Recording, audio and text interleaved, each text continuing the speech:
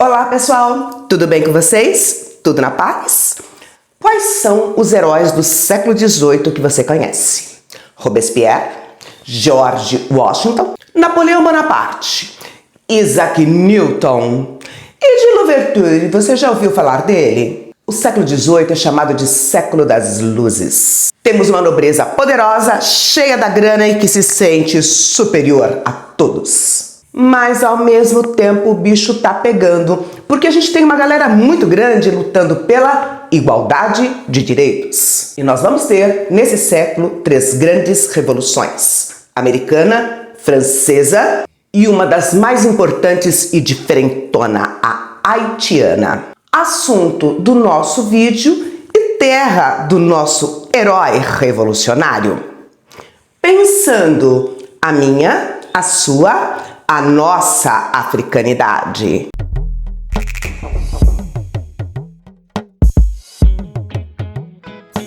Toussaint Louverture é considerado um ícone revolucionário. Liderou a maior revolta de escravizados da história, combatendo as principais formas de opressão da época em que ele vivia. Mas quem é esse cara? Ele nasceu em São Domingos, era um escravizado, filho de escravizados. São Domingos... Onde era São Domingos? É o Haiti. E como São Domingos abrigou escravizados? Vamos voltar alguns séculos na história. Os espanhóis foram os primeiros a ocupar essa ilha do Caribe e deram a ela o nome de Hispaniola. Dominaram a ilha por mais de 100 anos. A principal atividade econômica era a mineração com mão de obra indígena, que foram completamente dizimados pelas epidemias e por trabalhos forçados. A ilha virou um entreposto comercial para os espanhóis e se tornou um reduto de ataque de piratas e de corsários. Devagarzinho a região foi sendo ocupada por corsários franceses. A França domina militarmente a ilha e Luís XIV reconhece parte desta ilha como pertencente ao território francês. A ilha foi dividida. Uma ilha, 2 colonizações. De um lado, franceses, de outro, espanhóis. O Haiti foi parte do Império Colonial Francês por 200 anos. E sua história é marcada por uma revolução bem-sucedida de pessoas escravizadas. O nome Haiti possui sua origem no idioma indígena e significa Terra das Montanhas Altas. Mas durante a colonização, o lado francês da ilha era chamado de São Domingos. Meus amores e minhas amoras, o empreendimento francês na ilha foi um sucesso. Mas para quem? Bom, primeiro eles extraíram o ouro. Quando o ouro foi acabando, eles produziram café, algodão e tabaco. Mas o produto mais importante era o açúcar, que proporcionou uma vasta riqueza para os colonos, os investidores e, evidentemente, os franceses, os bem-sucedidos aí nessa história. A ilha foi chamada de Pérola do Caribe e era a que dava mais lucro para a França. Algumas estatísticas dizem que eles produziam 60% do café e 40% do açúcar consumidos no mundo. Uma ilhazinha pequenininha. Um chuchuzinho. Uma pérola. E essa pérola de riqueza e de comércio, que parece assim tão bonitinha, na prática, era mantida por um violento processo de escravidão. Escravidão de pessoas africanas que trabalhavam até a morte. Grandes levas de navios negreiros aportavam na ilha e os escravizados eram submetidos a um trabalho exaustivo. 50% morria no primeiro ano da sua chegada. A expectativa de vida? 5 anos. Muitos fugiam da escravidão e se estabeleciam nas montanhas, em um processo bem parecido com os quilombos aqui do Brasil, e eles eram chamados marrons. Galera, no Haiti existia 500 mil de escravizados. 1/3 da população escravizada de toda a América estava no Haiti. A escravidão mais violenta de toda a América. Galera, quando eu falo Haiti, eu estou fazendo referência ao nome atual, porque à época ele era chamado de São Domingos. E lá existia uma forte diferenciação social. até mesmo entre os brancos. Existiam os Grands Blancs e os Petits Blancs. As pessoas filhas de europeus com os negros eram chamados de affranchis. Eram livres e alfabetizados. Existia a possibilidade de ascensão social e eles tinham um certo prestígio social. E tinha ainda uma grande massa de escravizados que sempre defenderam um ideal de liberdade e que não aceitavam passivamente a escravidão. A elite colonial era super chique, enquanto o povo vivia na mais extrema miséria, sustentando o luxo da elite colonial e metropolitana. Mas não é nesse momento que a gente tem a ideia de liberdade e fraternidade do iluminismo? Sim, mas não para todos. Mas a gente tem que reforçar, os ideais de liberdade da população negra escravizada, eles estão presentes desde o continente africano. Mas nós vamos ter uma mudança de situação na colônia francesa de São Domingos.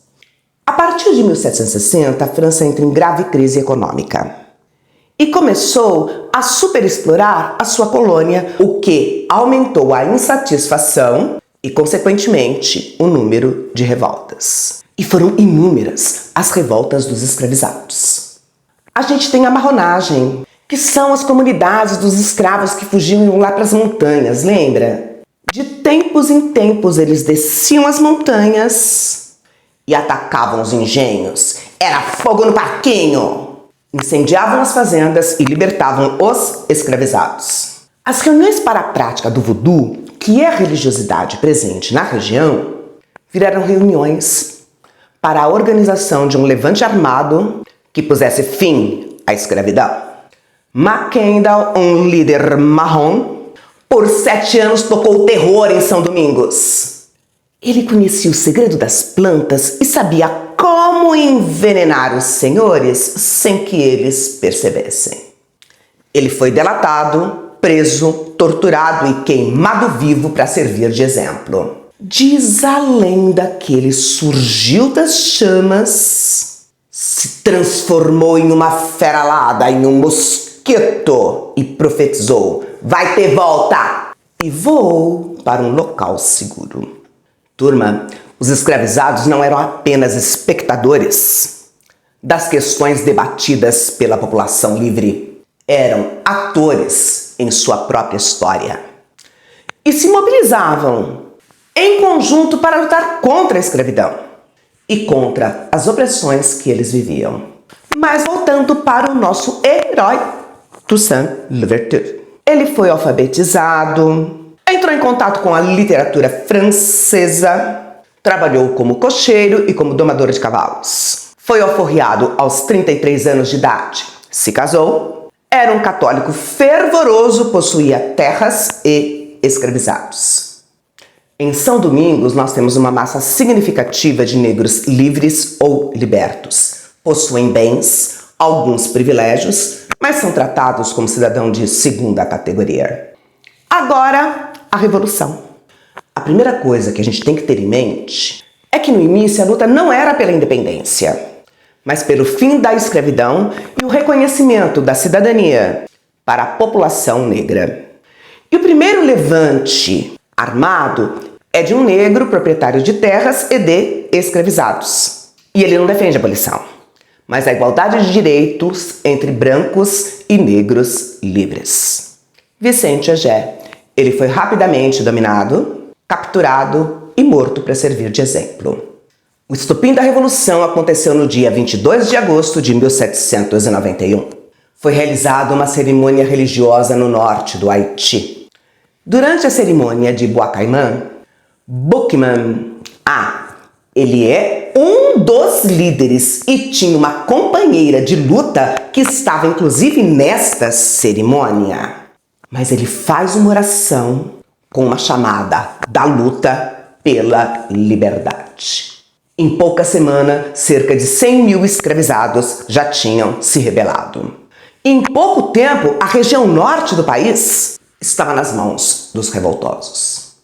E todos os anos de ódio e de repressão fizeram com que diversos atos de violência contra os franceses fossem realizados. Fogo nos incêndios, morte dos donos de escravizados.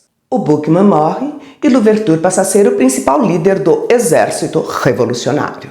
Meus queridos e minhas queridas, sob a liderança de Toussaint Louverture, a rebelião se transformou em um movimento revolucionário que permitiu mudanças políticas em São Domingos.